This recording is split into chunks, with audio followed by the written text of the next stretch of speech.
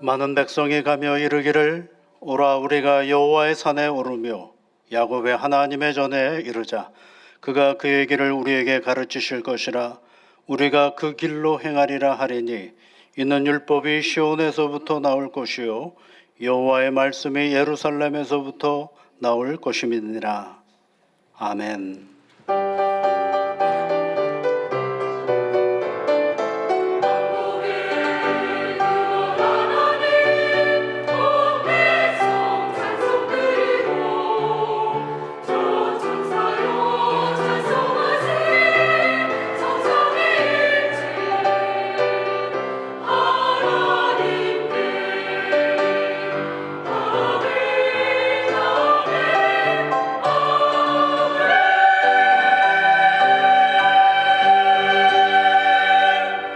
만물을 창조하시고 섭리하시는 하나님 아버지, 유한한 우리에게 영원을 사모하는 마음을 주셔서 시간의 지배자이신 하나님을 예배하게 하시니 감사를 드립니다.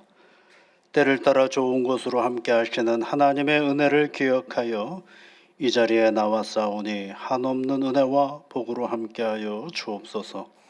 나는 너희 하나님이 되고 너희는 내 백성이 되리라 하신 하나님의 영원한 언약을 기억하고 이 자리에 왔사오니 친히 임재하시어 우리의 예배를 받아 주옵소서.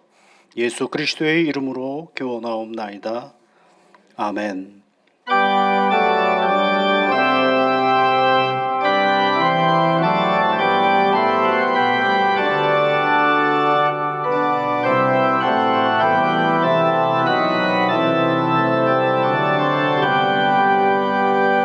다 찬양하여라 전능한 창조의 주께 내 혼합 주 찬양 평강과 구원의 주님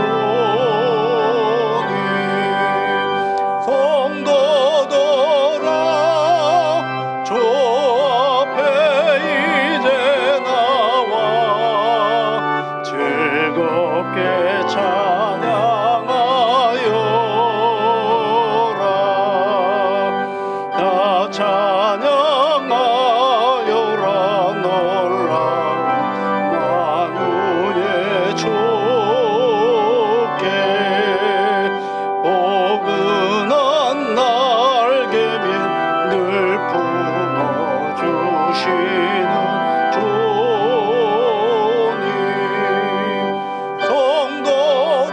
성도들아 주님의 뜻 안에서 내 소원 다 이루리라. 다 찬양하여라. 온 몸과 마음을 바쳐 이 세상 만물이 주 앞에 다 나와 찬양 성도들아 기쁘게 소리 높여 영원히 찬양하여라.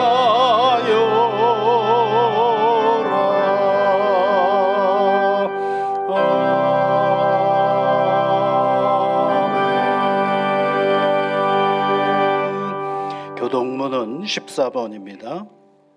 땅과 거기에 충만한 것과 세계와 그 가운데 사는 자들은 다 여호와의 것이로다.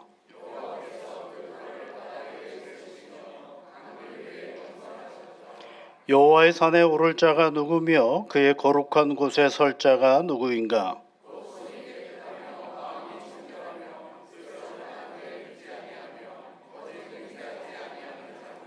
그는 여호와께 복을 받고 구원의 하나님께 의를 얻으리니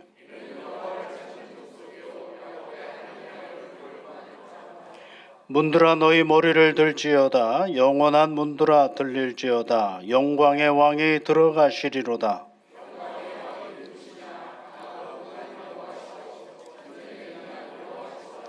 문들아 너희 머리를 들지어다. 영원한 문들아 들릴지어다. 영광의 왕이 들어가시리로다.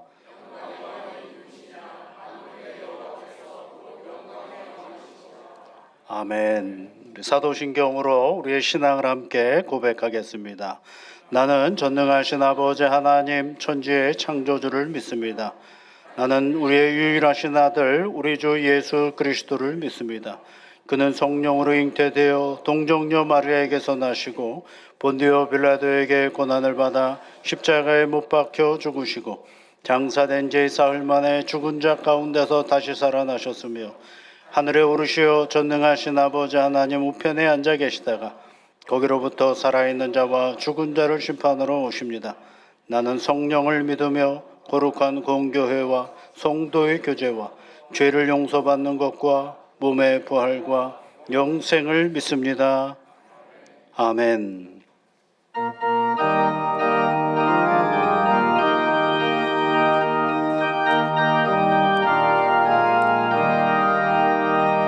황무지가 장미꽃같이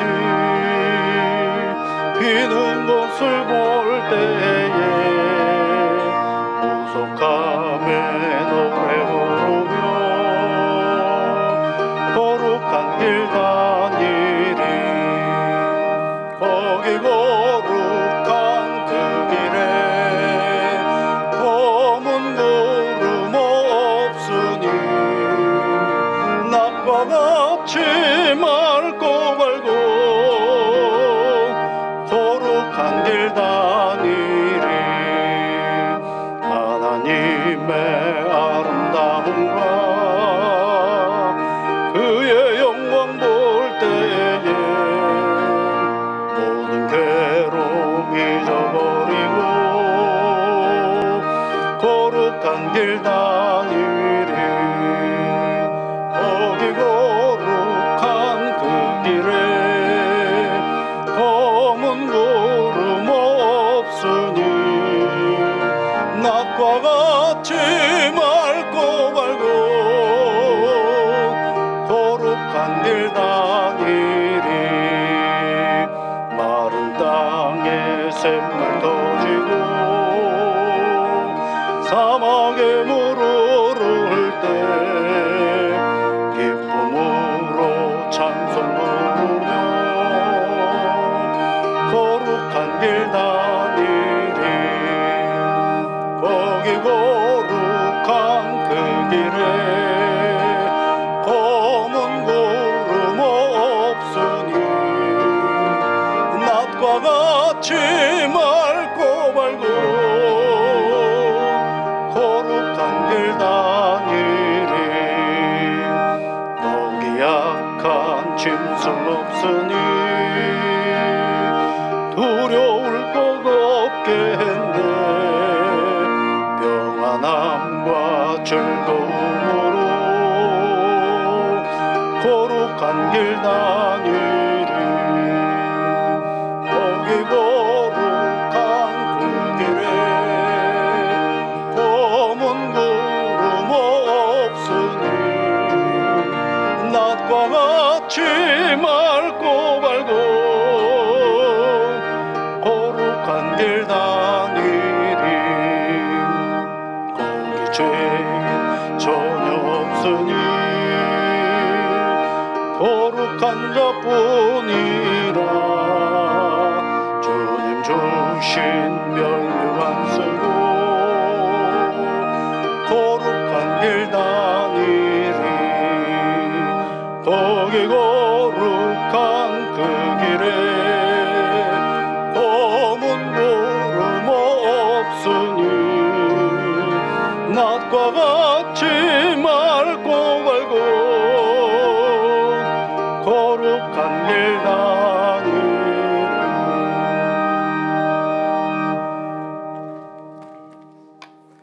만물의 주인이시며 생명의 근원이 되시는 거룩하신 하나님 아버지, 죄와 허물로 죽을 수밖에 없던 저희를 하나님의 거룩한 자녀 삼아주시고 주님의 날에 거룩한 성전으로 발걸음을 인도하시니 하나님께 깊은 감사와 찬양을 올려드립니다. 지친 영혼들이 주님의 그늘 안에 모여 구원의 은혜를 노래하게 하셨으니 이 시간 드리는 우리의 예배를 기뻐 받아 주시옵소서. 하나님 아버지, 유난히도 무더웠던 이 여름의 폭염 속에서도 주님의 능력의 손으로 저희들 건강을 지켜주시고 이겨내게 하심을 감사드립니다. 또한 지난 8월 15일 강복절을 맞이하여 이 민족에게 자유와 해방의 기쁨을 주셨던 하나님의 크신 은혜를 다시금 기억하며 감사를 드립니다.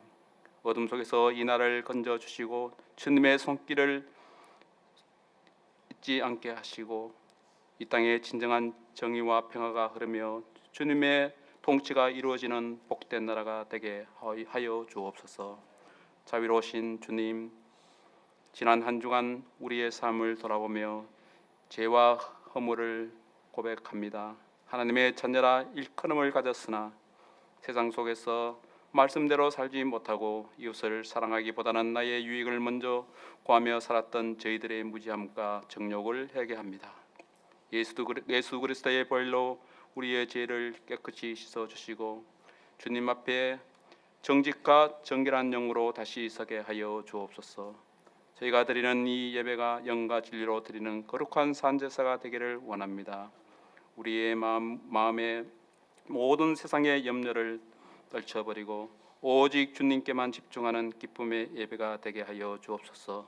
또한 우리 모든 성도들의 가정을 축복하사 말씀 위에 굳게 서게 하시고 너와 내 집은 여호와를 섬기겠노라고 고백했던 여호수아의 고백처럼 온 가족이 믿음의 굳건한 뿌리를 내리는 복된 가정을 이루게 하여 주옵소서.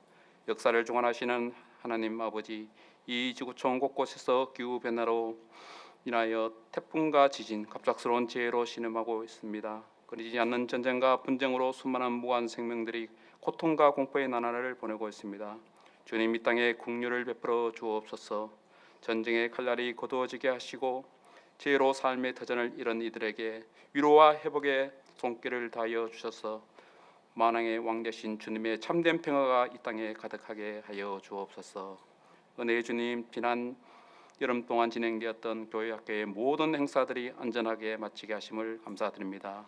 수고한 교사들과 모든 성도들의 피땀 어린 봉사와 기도의 노고를 기억하시고 하늘의 크신 상급으로 채워 주옵소서. 행사 기간 동안 선포되어지는 말씀이 우리 다음 세대의 심령 속에 뿌리 깊이 내렸어서 시냇가에 심은 나무가 설을 따라 열매를 맺으며 그 잎사귀가 마리장같이 세상의 어떤 풍파에도 흔들리지 않는 거룩한 믿음의 세대로 자라나게 하여 주옵소서. 또한 오늘 단위에 세우신 목사님을 능력의 장중에 사로잡아 주시옵시고 선포되어지는 말씀이 우리의 영을 깨우고 심령을 찔러 쪼개는 생명의 양식이 되게 하옵소서. 목사님의 건강과 가정 위에도 변화되는 은혜의 복을 내려 주옵소서. 또한 이 시간 온 마음을 다하여 하나님께 찬양 드린 지원 찬양대의 찬양을 기뻐 받으시며 그 찬양 속에 하늘의 문이 열리고 온 성도가 은혜 받게 하옵소서. 또한 보이지 않는 곳에서 주차로, 안내로, 방송으로, 봉헌으로 봉사하는 여러 가지 우리의 헌신들을 주님 기억하여 주시옵시고 그들의 삶 속에 하나님의 크신 복과 평강이 넘치게 하여 주옵소서. 지금은 예배를 시작하는 시간입니다. 마칠 때까지 오직 하나님께서 홀로 영광 받아 주시옵고 이 모든 말씀을 우리의 죄에서 구원하신 우리 주 예수 그리스도의 이름으로 간절히 기도드립니다. 아멘.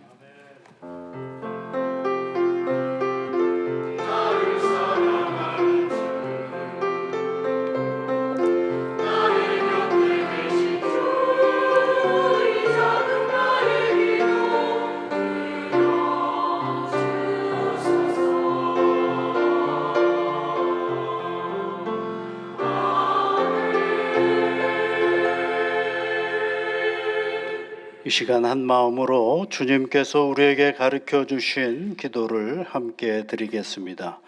하늘에 계신 우리 아버지, 아버지의 이름을 거룩하게 하시며 아버지의 나라가 오게 하시며 아버지의 뜻이 하늘에서와 같이 땅에서도 이루어지게 하소서. 오늘 우리에게 일용할 양식을 주시고 우리가 우리에게 잘못한 사람을 용서하여 준 것 같이 우리 죄를 용서하여 주시고 우리를 시험에 빠지지 않게 하시고 악에서 구하소서. 나라와 권능과 영광이 영원히 아버지의 것입니다. 아멘.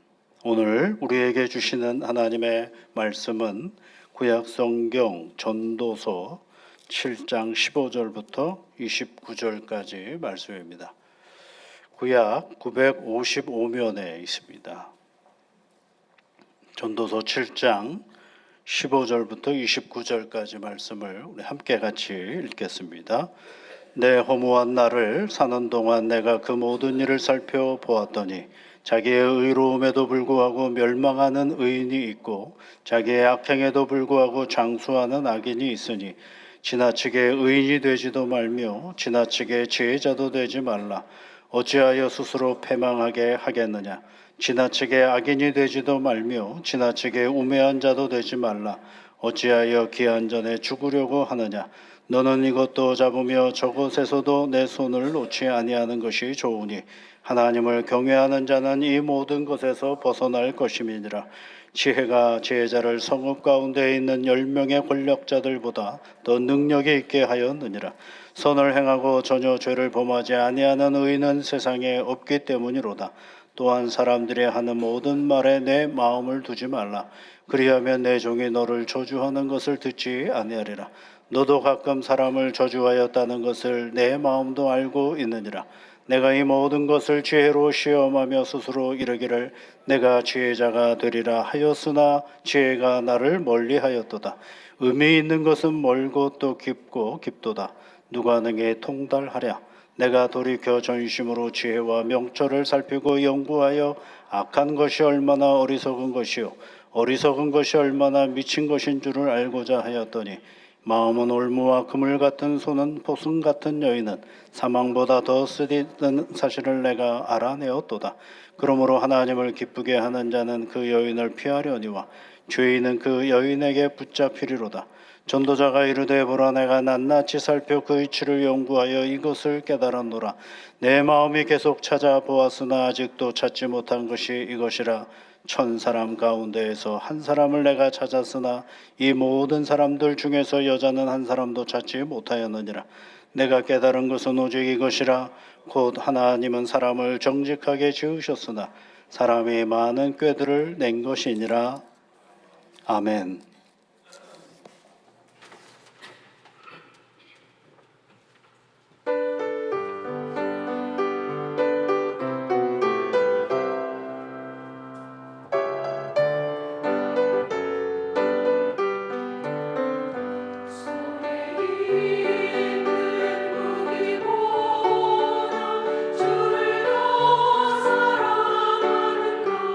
사랑하는가 이슬과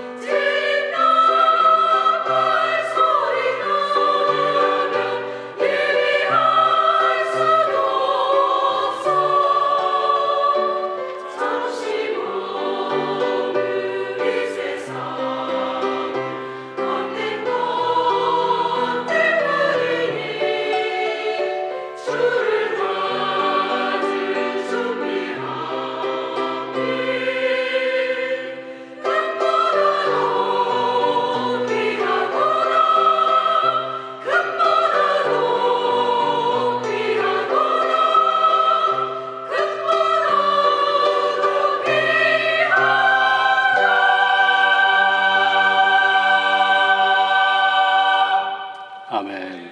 귀한 찬양 감사를 드립니다. 여러분, 우리는 계속해서 전도서를 읽어나가고 있습니다. 전도서 할 때 전도자 또는 말이 있죠. 이것은 코헬렛이라 그래요. 코헬렛. 그 뜻은 수집가라는 뜻입니다.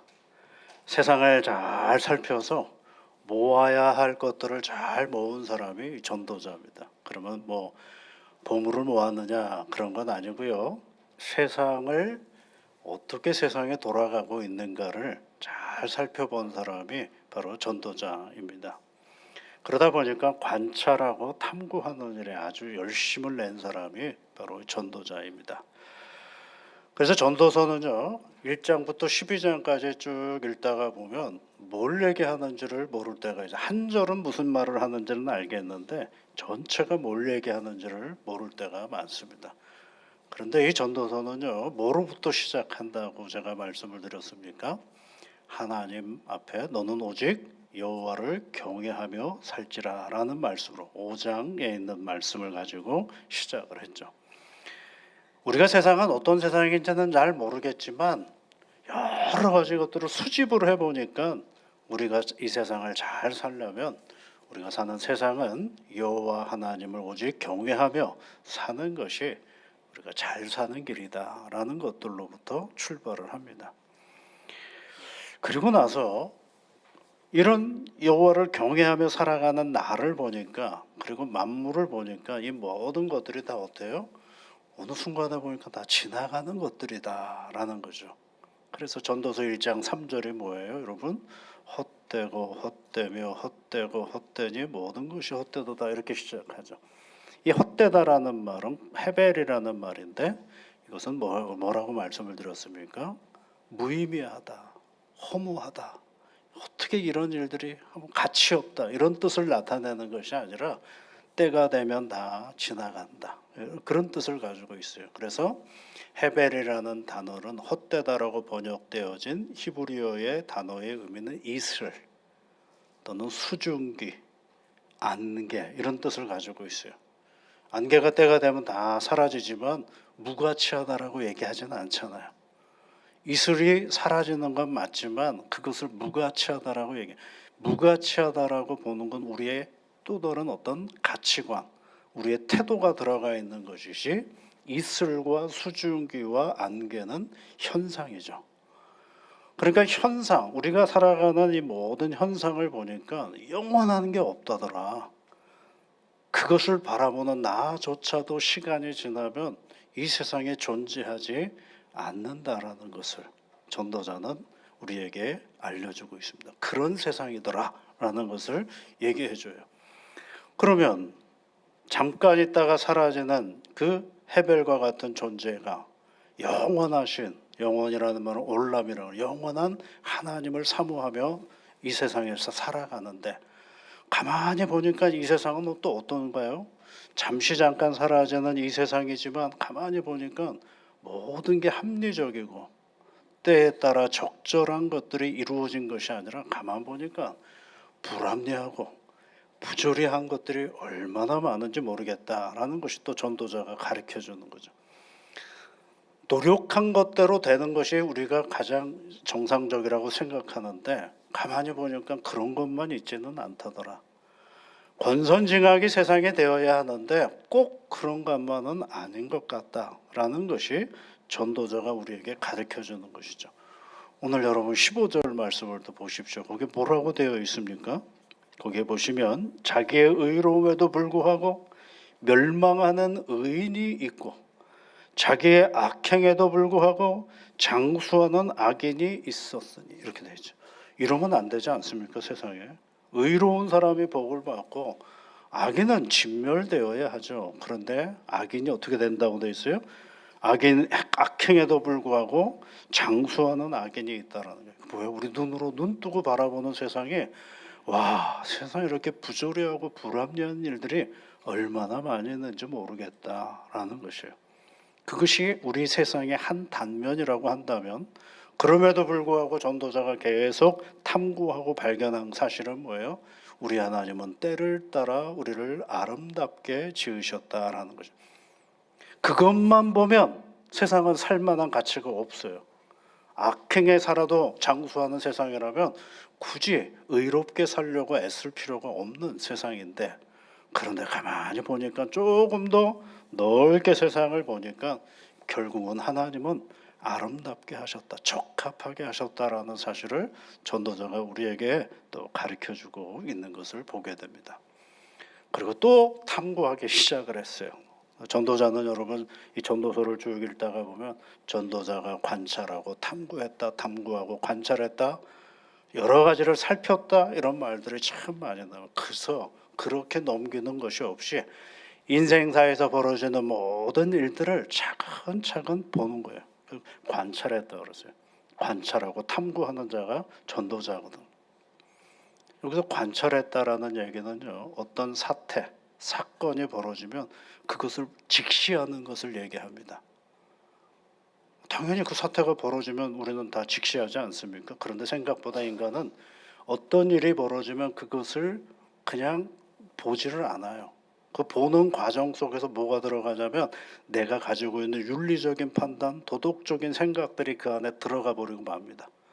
그래서 그 사건을 보면서 벌써 내 판단이 다 서 있어서 그 사건의 형편을 왜곡할 때가 많아요. 관찰이라는 말은 있는 그대로 보는 것을 얘기하는 것입니다. 어떤 일이 벌어진 것을 있는 그대로 보는 것입니다. 우리는 당연히 그렇게 볼 거라고 생각을 하지만 생각보다 당연히 그렇게 보지 않습니다. 벌써 내가 알고 있는 도덕이 있고, 내가 가지고 있는 경험의 지식이 있고, 내가 이미 배워왔던 가치 판단이 있어서 그 판단을 가지고 그 사건을 먼저 접근을 해보는 거죠. 그래서 어때요, 여러분? 예를 들면 컵에 물이 반이 있다고 하잖아요. 그러면 가치 판단을 가지고 있는 사람은 그냥 반이라고 보지 않고 물이 조금밖에 없다라고 판단합니다. 벌써요, 뭐예요? 그건 판단이거든요. 근데 어떤 사람은 물이 아직도 반이나 있네, 이렇게 하는 거예요. 그건 뭐예요? 자기 판단이 들어간 거예요. 그냥 물이 반이 있다라는 생각을 하지 않고, 복을 보지 않고 자기 판단을 가지고 하는, 그건 관찰이라고 할 수가 없습니다. 관찰은 있는 그것이 어떻게 변화되는지, 어떻게 변천이 되는지, 이 과정들을 잘 봐야 되는데 그것을 우리는 먼저 자기 가치관으로 다 정리를 해버리고 마는 것이죠. 그런데 전도자는 오늘 우리에게 벌어진 그 사태들을 먼저 관찰하는 사람입니다. 두 번째로는 탐구나라, 탐구는 뭐예요? 벌어진 일 앞에 왜 저런 일이 벌어졌을까? 저 벌어진 일은 다음은 어떻게 갈까? 그 다음에 어떤 일들이 또 벌어질 것인가를 종합해 보면서 내 생각을 정리해가는 과정을 탐구라고 얘기하는 것입니다. 우리는 그 일들이 벌어지면 그 일들을 통해서 이루어진 일들이 무엇일까를 우리 생각하게끔 되어 있지 않습니까? 그래서 탐구하고 그리고 관찰하는 거죠. 오늘 성경 말씀 여러분 27절에 뭐라고 되어 있습니까? 내가 낱낱이 살펴라고 되어 있죠. 그 이치를 연구하여, 이렇게 되죠. 이치를 연구한다라고 되어 있습니다. 또 15절 말씀에도 다시 보시면 내 허무한 날을 사는 동안에 그 모든 일을 살펴보았다라고 되어 있어요. 자기가 사는 모든 시간 동안에 내 삶의 속에서 계속 벌어지는 일들을 살펴보았다라고. 오늘은 뭘 살펴보았나 보니까 25절 말씀에 이런 내용을 살펴본 것 같습니다. 여러분 25절 말씀을 한번 같이 읽어볼까요? 내가 돌이켜 전심으로 지혜와 명철을 살피고 연구하여 악한 것이 얼마나 어리석은 것이요 어리석은 것이 얼마나 미친 것인 줄을 알고자 하였더니, 그러죠. 말이 재밌지 않습니까? 악한 것이 얼마나 어리석은 것인지, 어리석은 것이 얼마나 미친 것인 줄을 알고자 했다 그랬습니다. 여기서 악하다라는 얘기는 여러분 뭘 얘기죠? 우리 마음속에서 저건 악하다라고 생각되어지는 어떤 태도, 이건 보이지는 않습니다. 그러나 우리 안에는 뭐가 있어요? 좋은 생각도 가지고 있지만 나만 가지고 있는 악함이 있지 않습니까? 다행히도 우리에게는 관심법이 없어서 너의 악함을 볼 수가 없기 때문에 다행이지만, 누군가에게는 우리 안에는 건강하고 좋은 생각도 가지고 있지만 때로는 우리가 생각하기 누군가가 알면 깜짝깜짝 놀랄 만한 악함이 내 안에 있다라는 것입니다. 그건 드러나지 않은 거죠. 그런데 그것이 드러날 때가 있어요. 그것을 뭐라고 얘기하느냐 하면 어리석음이라고 얘기하는 것입니다. 그 악함이 이런 사건과 저런 관계 속에서 우리 눈에 보여질 때 그것을 어리석음이라고 얘기해요. 그런데 그 어리석음의 결과가 뭐냐면 미친 짓이다라고 되어 있어요. 미친 짓이다라는 말의 히브리어의 의미는 미련한 것이다. 그런 뜻을 가지고 있어요. 내가 왜 이런 짓을 했지 하고 자기 스스로가 깜짝 놀라는 일들을 한다라는 거예요. 근데 그때는 잘 모르는 거예요. 우리 안에 악함이 가득할 때는 그걸 몰라요. 근데 그것이 드러나면 이 어처구니 없는 어리석은 일 앞에 사람들은 깜짝깜짝 놀라는 거죠. 아이고 내가 왜 이런 짓을 했을까? 내가 왜 미련한 짓을 했을까라고 스스로 놀라고 마는 것이죠. 그걸 보았다라는 거예요. 전도자는 그걸 계속 관찰하고 탐구했다라는 거예요. 인간이 가지고 있는 그 악한 것이 어떻게 드러나며 그것이 얼마나 우리의 인생을 미련하게 만드는가를 보았다라고 얘기하고 있는 것입니다. 그러면 이 악한 것이 무엇일까를 생각해 볼 필요가 있겠죠. 악한 것은 여러분 스스로가 알고 있는 그 개념을 정리하는 건 버리시고요. 성경의 언어에서 악하다라는 것은 어떤 의미를 가지고 있는가를 생각해 볼 필요가 있는 것입니다. 성경의 말씀을 보면 보통 시편에서 이 악한 것에 대한 이야기를 많이 하는데요. 악한 것은 다른 것이 아니라 시편 18편 21절에 있는 말씀에 보면 내가 여호와의 도를 지키고 악하게 내 하나님을 떠나지 아니하였으며 이런 표현이 있어요. 그러니까 악하다라는 말은 하나님을 떠난 것을 얘기하는 것입니다. 하나님을 떠난 것, 그것을 악한 거예요. 여러분 이건 무지하고 다른 말이에요. 하나님이 뻔히 알고 계시고 하나님이 계시는데 스스로가 등을 돌려버리는 것을 그걸 뭐라고 얘기하는 거예요? 악하다라고 얘기하는 것입니다. 시편 4절에 있는 말씀에 보면 악인은 그의 교만한 얼굴로 말하기를 여호와께서 이를 감찰하지 아니하신다라고 얘기해요.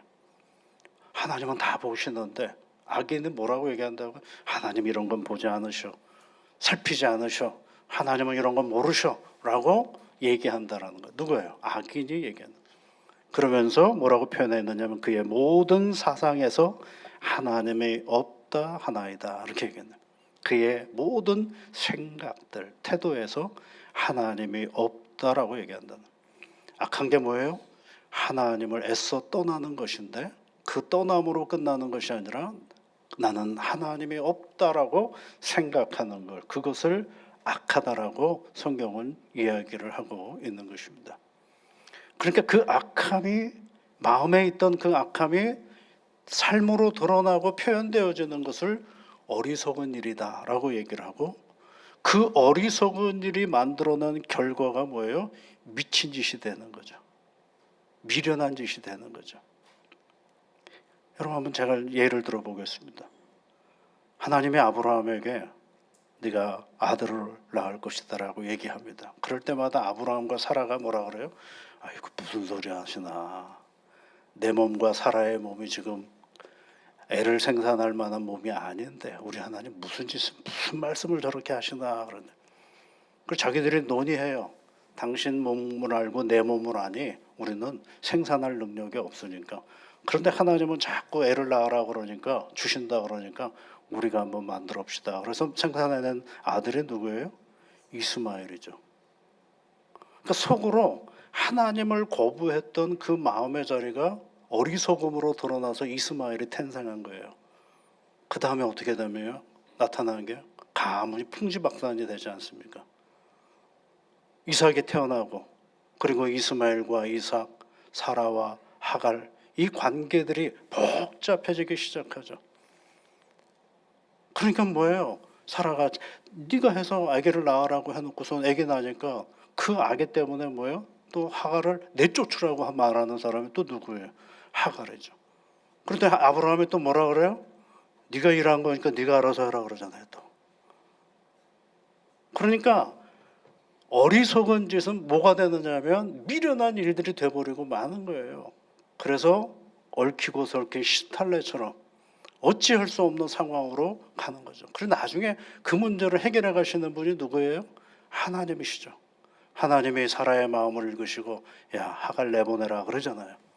그래서 하갈이 나가가지고 하갈이 나갔을 때 하나님께서 그 하갈에게 뭐라고 말씀하셔요?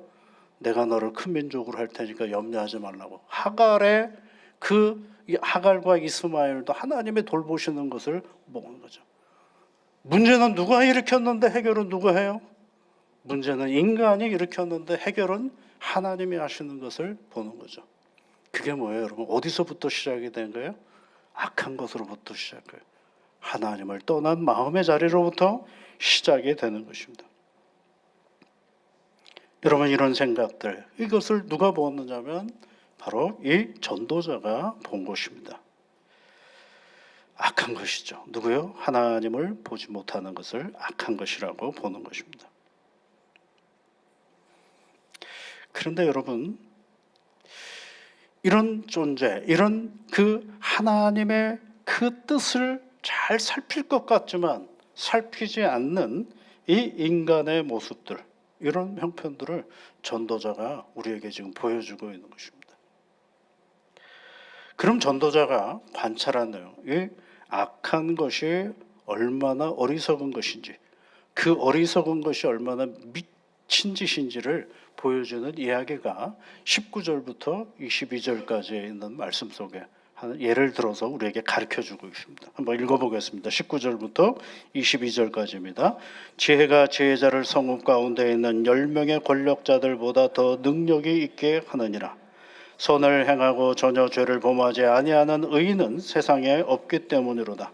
또한 사람들이 하는 모든 말에 내 마음을 두지 말라. 그리하면 내 종이 너를 저주하는 것을 듣지 아니하리라. 너도 가끔 사람을 저주하였다는 것을 내 마음도 알고 있느니라. 여기 보면요, 이렇게 얘기를 합니다. 지혜자가 10명의 권력자들보다 능력이 있다라고 얘기를 합니다. 그래서 아는 거예요, 전도자가. 그런데 그렇게 알고 세상을 딱 바라보니까 세상은 그렇지가 않더라는 거예요. 지혜자가, 한 사람의 지혜자가, 그러니까 지혜라는 말은 성경에서 이제 하나님을 경외하는 자를 얘기하잖아요.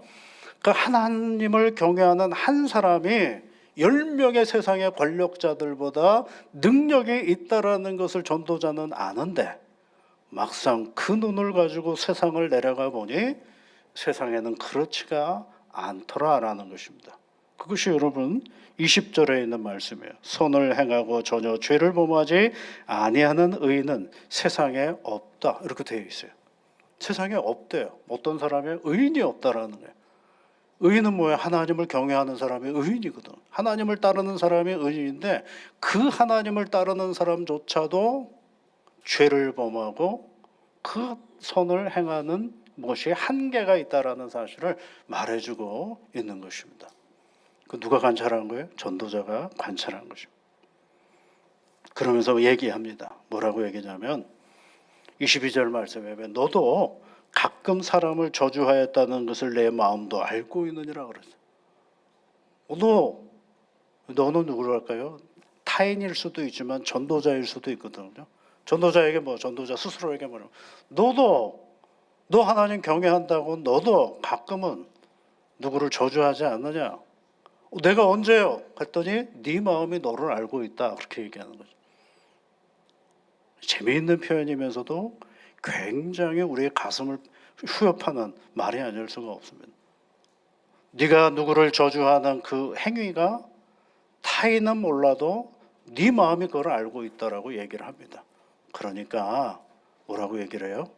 너도 남이 뭐라 그럴 때 너무 거기에 마음 쓰지 마라.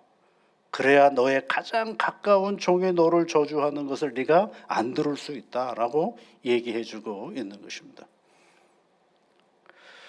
그 얘기를 해주는 이유는 뭘까요, 여러분? 전도자는 인정하는 것이 있는데 하나님을 경외하는 것이 그 어떤 것보다도 큰 능력인 건 맞는데 세상 속에서는 우리가 살아가는 이 부조리한 세상 속에서는 꼭 그렇지만 않다라고 얘기하는 것입니다. 여러분, 이거 말은 깜짝 놀랄 일, 이런 건 말하지 않아야 되지 않습니까? 우리가 듣는 얘기는 이런 얘기를 들어야 되지 않겠어요? 우리는 하나님으로부터 부르심 받은 사람이니, 세상에서 구별된 사람이니 더 거룩하고 경건한 믿음의 삶을 살아가고 세상에 큰 영향력을, 선한 영향력을 미치며 살아갑시다. 이런 얘기를 우리가 들어야 될 텐데, 전도자는 그런 얘기를 하지 않고 오히려 그것과는 반대되는 얘기를 해주고 있는 것입니다. 우리의 바람과는 달리 실상은 세상 사람이나 하나님의 신앙을 가진 사람이나 다 그렇게 다를 바가 없다라는 것을 적나라하게 우리에게 가르쳐 주는 것입니다.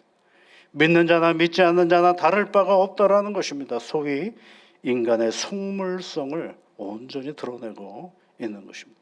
감추고 싶지 않습니까, 여러분? 이런 것들은 우리가 교회를 다니면서 말씀을 읽으면서 이렇게 저렇게 가면을 만들어서 나를 감추고 싶은데, 전도자는 그것을 다 드러내고 있다라는 것입니다. 여러분, 이것은요, 인간은 별거 아니야, 너나 나나 똑같아 하는 그런 폄하를 얘기하려고 하는 것이 아닙니다. 전도자가 본인 스스로도 뭐라고 얘기를 하고 있습니까? 여러분, 23절 말씀을 보세요. 내가 이 모든 것을 지혜로 시험하며 스스로 이에 이르기를 내가 지혜자가 되리라 하였으나 지혜가 나를 멀리 하였도다 라고 얘기해요. 이게 무슨 얘기예요? 내가 하나님의 사람으로 더 가까이, 하나님과 더 가까이, 하나님에게 더 집중하고 하나님을 위해서 라고 말하면 말할수록 나는 의롭다라고 하는 어떠한 것으로부터 더 멀어져 가고 있다라는 사실을 전도자 스스로도 발견한 것입니다. 이 얘기는 인간을 그저 그런 죄인의 모습으로 폄하하려고 말하는 것이 아니라 인간이 가지고 있는 벗어버릴 수 없는 죄성의 한계를 우리에게 가르쳐주고 있는 것입니다. 그러니까 악인으로 살든 의인으로 살든 뭔 상관이냐, 이 얘기를 하려고 하는 게 아니고, 우리가 정말 경건한 하나님의 사람으로서 잘 살아보려고 하는데 그 한곁에는 그 경건으로 멀어지는 나를 보는 그 모습을 전도자는 우리에게 가르쳐주고 있는 것이죠. 이 전도자보다 한참 후에 예수를 믿고 그리스도인이 되었던 사도 바울이 고백하는 장면이 있습니다. 로마서 7장에 있는 말씀이죠. 내가 원하는 바 선은 행하지 아니하고 도리어 원하지 아니하는 바 악을 행하는도다. 본 거예요. 만일 내가 원하지 아니하는 그것을 하면 이를 행하는 자는 내가 아니요 내 속에 속하는 죄니라. 그러므로 내가 한 법을 깨달았노니 하면서 시작하는 말씀이죠. 그게 뭐예요? 오라, 나는 곤고한 사람이로다. 이 사망의 몸에서 누가 나를 건져내리라. 이 곤고하다라는 말은 나는 속물입니다. 그거예요.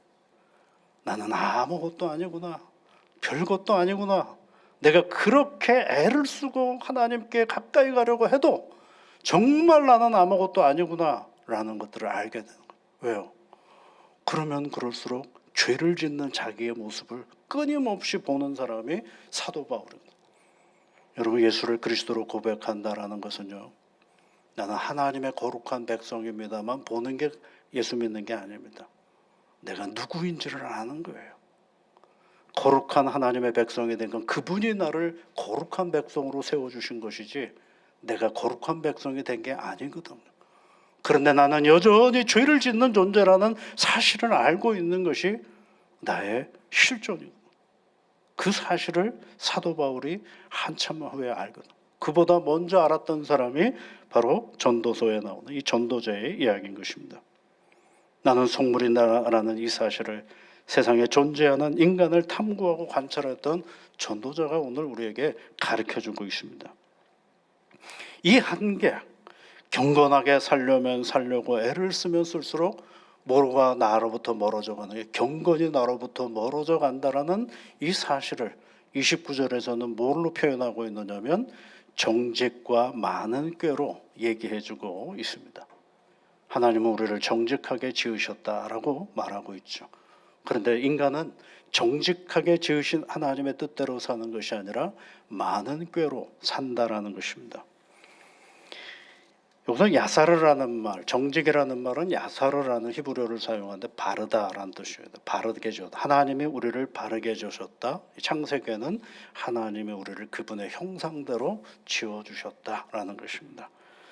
그러면 그 지음받은 형상대로 살면 될 터인데 인간이 타락한 이후에 하나님의 형상대로 살지를 않죠.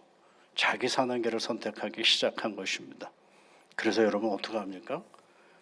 너 왜 선악을 알게 하는 열매를 먹었느냐 하고 아담에게 물어보니까 아담이 뭐라고 대답을 해요? 당신이 만들어준 여인이 내게 주어서, 이렇게 대답을 하죠. 뭐예요? 변명하는 인간이 된 거죠. 똑똑해진 거죠. 여러분 변명도요, 할 수 있는 사람이 하죠. 미련한 사람 변명도 못해요. 즉각적으로. 그래서 여러분 아담을 부르실 때 에덴 동산에서 아담을 부르니까 아담아 너 어디 있느냐라고 부르니까 아담이 어떻게 해요? 싹 그 다음부터는 예 제가 있습니다라고 말 못하고 두려워서 숨어버리는 존재가 됩니다. 그러니까 숨을 수 있는 꾀를 만들어내는 존재가 바로 인간이 돼버렸어요. 그런데 그 똑똑한 많은 꾀를 뭐라고 표현을 하느냐 하면 다른 말로 말하면 하시보노트라는 히브리어인데 꼼수를 얘기하나요? 꼼수. 꼼수가 뭐예요 여러분? 그때 피하는 방법을 꼼수라고 얘기하는 거예요. 깊이 생각하지 않고 다음 어떻게 내가 이 일을 이렇게 하면 어떤 일이 벌어질까 조금도 생각하지 않고 얼른 이 상황만 피하면 된다라고 생각하는 게 뭐예요? 많은 꾀라고 표현되어져 있는 우리 요즘 더 쉽게 다가올 수 있는 말하면 꼼수예요. 즉흥적이고 그 꼼수는 뭐예요? 사실이 들어가 있지는 않거든요. 즉각 거짓말하고 도피하고 회피하고 많은 것들을 이야기하는 거죠. 아까 말씀드린 것처럼 믿음의 아버지라고 하는 아브라함도 그렇잖아요. 어느 이방 땅을 갔더니만요 그 왕이 자기를 죽일 것 같아요. 왜요? 부인이 너무 예뻐가지고 사라가. 그랬더니 사라한테 뭐라고 얘기합니까? 너 나의 누이라고 얘기해라. 그러죠. 한순간에 꼼수로 딱 금방 합니다. 꼼수는 고민할 필요가 없습니다. 상황을 보고 빨리 판단하면 거기서 꼼수가 나오거든요. 그런데 그 일로 인해서 어떤 일이 벌어집니까? 그 이방 왕에게 하나님이 계속 나타나셨어. 너 사라 건드리면 네가 죽는다. 사라 건드리면 네가 죽는다. 그래서 아브라함에게 너 왜 거짓말했냐라고 그 왕이 얘기하는 장면도 있지 않습니까? 여러분 우리 잊지 말아야 됩니다. 인간은 꼼수 많은 꾀로 사는 것이 아니라 그렇게 살면 살수록 다시 복잡한 내 인생길을 더 엉키게 만드는 것과 다름이 없어요. 그런데 우리는 어떻게 지음을 받았어요? 하나님의 형상으로 지음 받았는데 우리가 막상 살아가는 이 세상은 우리가 수많은 꼼수 가운데 살아가고 있는 존재로 우리가 있다라는 사실을 전도자는 우리에게 가르쳐 주는 거죠. 그래서 뭐예요? 하나님의 형상으로 받은 우리와 꼼수로 살아가는 우리 그 사이에 우리가 오늘 존재하고 있다라는 사실을 얘기해 주고 있는 것입니다. 그러면 어떻게 살아가야 될까? 전도자는 오늘 우리에게 가르쳐 줍니다. 15절부터 18절까지에 있는 말씀인데요. 여러분 15절은 아까 읽었으니까 16절, 18절까지 한번 읽어볼까요? 지나치게 의인이 되지도 말며 지나치게 지혜자도 되지 말라. 어찌하여 스스로 패망하게 하겠느냐? 지나치게 악인이 되지도 말며 지나치게 우매한 자도 되지 말라. 어찌하여 기한 전에 죽으려고 하느냐?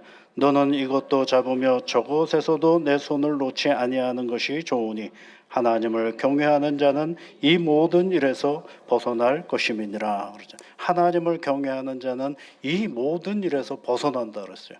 이 모든 일은 바로 앞에 있는 이야기들이죠. 이것도 잡고 저것도 잡으라고 얘기를 하고 있어요. 그러면 이것도 무엇이고 저것도 무엇입니까? 하나는 악인, 하나는 의인, 하나는 지혜, 하나는 우매자. 우리는 그 사이에 존재하는 인간이라는 사실을 우리에게 가르쳐주면서 얘기하는데 읽다가 보면 이거 뭐야? 그러니까 대충 살으라는 얘기야? 눈치 보고 살으라는 얘기야? 지나치게 하지 말라는 얘기는 어떻게 뭐야? 그냥 가만히 있으라는 얘기야? 어중간에 있으면 중간 뭐 하면 뭐 한다 그래? 중간이라도 간다 뭐 그런 표현인가? 라고 생각할 수가 있죠. 처세를 이야기하는 것 같은 뉘앙스의 본문입니다. 그런데 그 얘기를 하려면 전도서의 전체의 내용하고 맞지는 않잖아요. 그렇다면 이 지나치다라는 말은 뭘 얘기하려고 하는 것일까? 하르메라는 단어인데요. 이거는요, 균형을 붙잡다, 균형을 갖다, 중심을 붙잡다라는 것이에요. 그러니까 지나치다라는 말은 뭐냐면 중심이 깨어졌다, 그런 뜻을 가지고 있는. 우리의 중심을 잃어버리지 않아야 악인으로서의 나의 모습과 의인으로 나의 모습 속에서 흔들리지 않고 우리의 하나님의 존재 안에서 내가 살아갈 수 있음을 잊지 말라는 것을 가르쳐 주는 것이죠. 그래서 악인이냐 의인이냐라는 이 이분법적인 세상의 논리 안에서 영원하신 하나님을 붙잡고 그 하나님을 경외하며 살아갈 때에 악인과 의인을 다 포용하시는 하나님의 놀라운 사랑을 가지고 오늘을 내가 살아갈 수 있음을 이야기해 주고 있는 것입니다. 벗어날 수가 없어요. 의인이냐 악인이냐, 지혜자냐 우매자냐, 이 사실에서 조금도 벗어날 수 없는 우리를 하나님의 말씀은 우리에게 뭐라고, 여호와를 경외함으로 그 모든 것에서 벗어날 일이니라 그랬어요. 여러분, 경외라는 게 뭘까요? 경외 많이 들어보지 않았습니까? 경외는 딱 한 가지입니다, 여러분. 의심할 수 있는 사건들 앞에서 하나님을 의심하지 않는 것이 경외입니다. 아브라함이 이삭을 바치는 장면을 잘 보십시오. 정말 이분이 하나님 맞나? 하나님인데 어떻게 사랑하는 아들을 바치라고 하는가? 하나밖에 없는 아들인데 줄 때는 언제고 뺏는 이유는 또 뭘까? 이 수많은 복합적인 온갖 자기 이유와 자기 논리를 가지고 그 문제를 해결해야 할 그 상황에서 발은 어디로 가고 있어요, 여러분? 발은 산으로 올라가고 있잖아요. 한 손에는 이삭을 붙들고 또 한 손에는 칼을 가지고 장작을 가지고 발은 어디로 가요? 계속 산 위로 올라가지 않습니까? 머리는 어떨까요? 표현되어져 있지 않지만 그냥 보통 인간이라고 생각해보면 머리는 이건 뭘까? 왜 이래야 되는지, 하나님 꼭 이래야 되는가? 다른 방법은 없을까? 그리고 어디를 가는 거예요? 산으로 올라가는 거예요. 의심이 없는 것이 아니라 의심을 끌어안고 그분에게 가는 것이, 그게 경외입니다, 여러분. 그럴 때 비로소 우리는 하나님이 하시는 일을 거기서 보게 되는 것입니다. 우리는 신앙의 길을 걸어가면서도 오늘 얼마나 많은 의심이 있는지 모릅니다. 다행히라도 저는 여러분의 바라볼 수 있는 관심법이 없어가지고 모르죠. 그러나 우리가 살아가는 삶의 모든 여건들 속에는 이런저런 우리를 힘들게 하는 요소들이 얼마나 많은지 모릅니다. 경외는 뭐예요, 여러분? 그걸 끌어안고 버리는 게 아니라 끌어안고 하나님 앞으로 한 걸음 한 걸음 나아갈 때, 그때 비로소 하나님이 문제를 해결해 가시고 계시다라는 사실을 거기서 알게 되고, 그 해결하심 앞에서 뭘 버리게 되느냐면 의심을 버리는 겁니다. 그러면 한번 그런 의심을 버린 경험을 했으니까 그 다음에는 의심이 없을까요? 또예요. 또 다른 내 인생의 문제가 붙으면 이제는 알죠. 그걸 끌어안고 가면 된다는 걸 아는 겁니다. 경외가 그런 것입니다. 사랑하는 성도 여러분, 우리는 정직과 많은 교회 사이에 존재하는 우리들의 모습입니다. 이럴 때 우리가 살아갈 수 있는 유일한 경건의 시간은 하나님과 함께 나아가는 시간인 것을 우리에게 전도자는 말해주고 있습니다. 오늘도 하나님의 늘 경외함으로 한 걸음 더 하나님께로 가까이 가는 많은 성도님들이 되시기를 주의 이름으로 축복합니다. 기도하겠습니다. 우리를 정직하게 지으신 하나님 아버지, 하나님의 사랑으로 저희들을 창조하신 하나님을 찬양하며 감사를 드립니다. 바라옵기는 나의 근원을 잊지 않는 세상살이가 되게 하옵소서. 사는 일 앞에서 하나님을 잊고 똑똑하다고 하는 나의 많은 꾀를 의지하며 사는 삶을 간파하며 분별할 줄 아는 저희들이 되게 하여 주옵소서. 허상을 쫓아 사는 것이 아니라 나를 지으신 하나님과 실상의 삶을 살게 하여 주옵소서. 삶 속에서 하나님을 경외함으로 선명하고 단단한 하나님의 길을 따라 삶으로 찰나의 기쁨에 중독되어 영원하신 하나님께서 주시는 기쁨을 잃지 않는 단단하고 용기 있는 믿음을 저희들에게 허락하여 주셔서 오늘도 한 걸음 더 하나님께로 가까이 가는 믿음의 자녀들이 다 되도록 도와주옵소서. 예수 그리스도의 이름으로 기도하옵나이다. 아멘.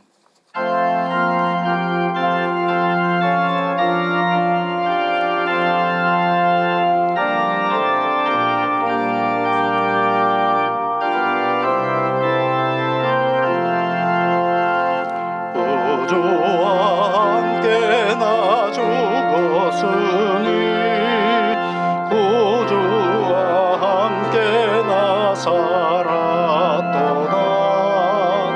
영광의 그날을 이루도록 언제나 주만 바라봅니다. 언제나 주는 날 사랑하사 언제나 새 생명 주시나니 영광의 그날에 이르도록 언제나 주만 바라봅니다. 마음속에 시험을 받을 때와 무거운 근심이 있을 때에 주께서 그때도 같이 하사 언제나 나를 도와주시네. 언제나 주는 날 사랑하사 언제나 새 생명 주시나니 영광의 그날을 이루도록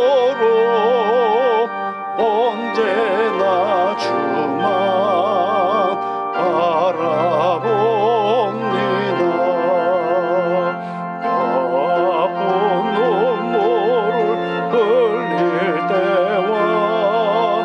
쓰라린 마음으로 탄식할 때 주께서 그때도 같이 하사 언제나 나를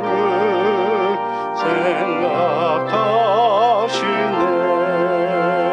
언제나 주는 날 사랑하사 언제나 새 생명 주시나니 영광의 그날에 이르도록 언제나 주만 바라봅니다.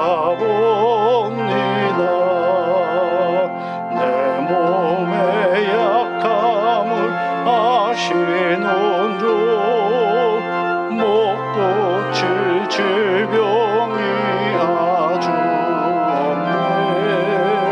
괴로운 날이나 기쁜 때나 언제나 나와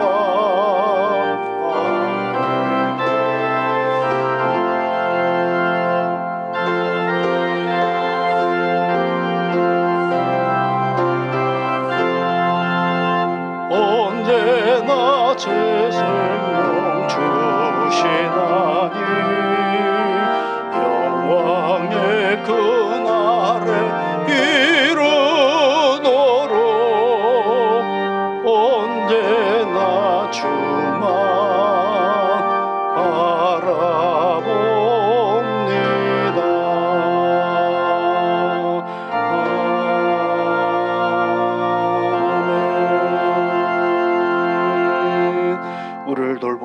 이끄시는 하나님 아버지, 하나님께서 지켜주시고 주신 은혜를 기억하여 이 시간 귀한 예물을 하나님 앞에 드립니다. 드리는 모든 손길들을 기억하시고 복의 복으로 함께하여 주옵소서. 한 주간 세상을 살아가면서 하나님의 이름을 부르며 간구할 때마다 내가 너와 함께함이라 말씀하여 주시고 곤고한 인생길 앞에서도 지치지 아니하고 하나님 안에서 웃음 많은 인생길을 나아가도록 지켜 인도하여 주옵소서. 우리가 알 수 없는 우리의 시간들이 우리 앞에 있사오니 하나님과 동행하며 나아갈 때마다 우리 길을 여시고 이끄시는 하나님의 섭리를 바라보는 이 한 주간이 되도록 도와주옵소서. 예수님 이름으로 기도하옵나이다. 아멘.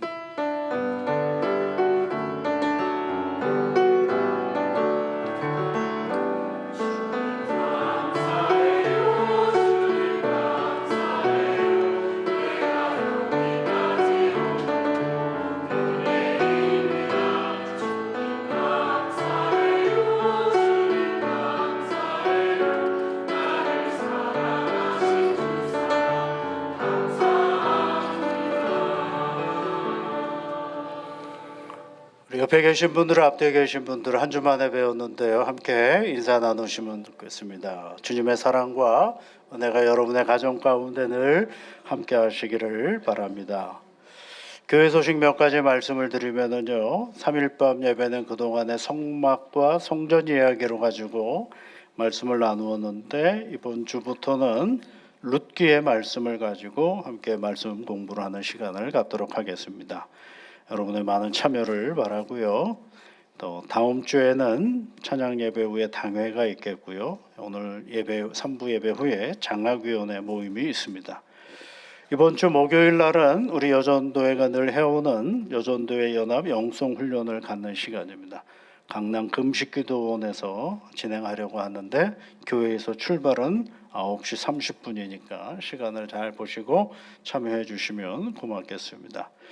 피택장로교육 계속 진행 중에 있고요. 교회학교 여름 행사가 잘 마쳤습니다. 주님의 은혜와 성도님들의 기도로 안전하게 모든 일들을 잘 마쳤는데요. 또 봉사와 여러 찬조로 협조해 주신 모든 분들에게 진심으로 감사를 드립니다. 날이 많이 바뀌었죠. 그래도 바람이 좀 서늘하게 불어서 여름이 가는구나 하는 생각이 들고 이 여름이 가면 또 시원한 가을이 오니까 이런 마음으로 여유롭게 또 새로운 한 주간을 시작하는 우리 성도님들이 되셨으면 좋겠습니다. 우리 다 같이 일어나셔서 458장 찬송 같이 하시겠습니다.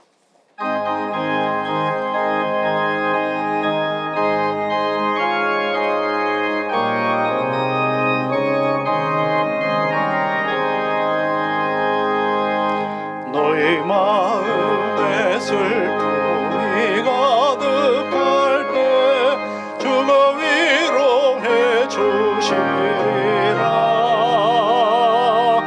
아침 해같이 빛나는 마음으로 너 십자가 지고 가라. 참 기쁜 마음으로 십자가 지고 가라.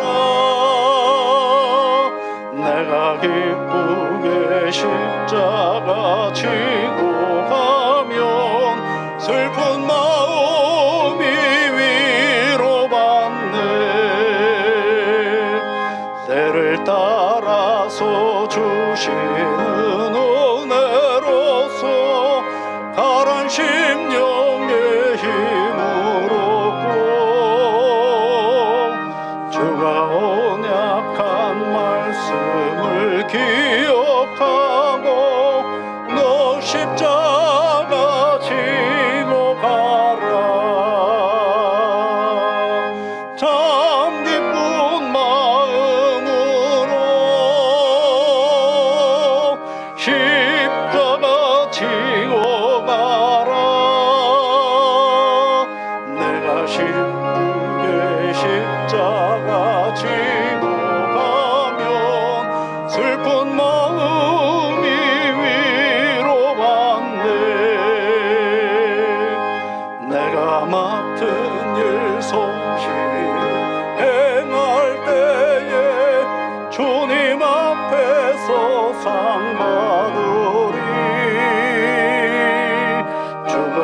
베푸신 은혜를 감사하며 너 십자가 지고 가라. 참 기쁜 마음으로 십자가 지고 가라. 내가 기쁘게 십자가 지고 가면 슬픈 마음이 위로받네. 우리의 영원한 생명이신 그리스도의 은혜와 하나님의 사랑하심과 성령의 위로와 복주심과 능력 주심이 오늘도 예수 믿는 그 믿음을 가지고 세상을 향하여 나아가는 사랑하는 모든 주의 자녀들 위해 지금부터 영원토록 함께하옵시기를 축원하옵나이다. 아멘.